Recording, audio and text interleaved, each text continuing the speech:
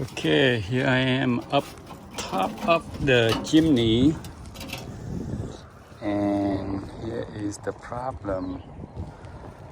This will be covering the chimney open for the smoke to come up, and it's wear and tear, is rusted.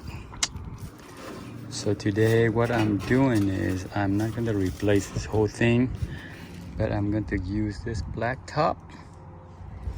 I put it over on top this whole area, and then I found this aluminum, and I'm going to put it on top after I put the black top, and then hopefully I can put it together and fold this in so that's way it stays and it will cover.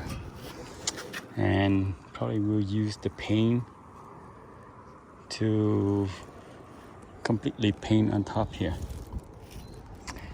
But since I'm up here, I might as well just record a little bit of the goat. And there is the potential garden over there.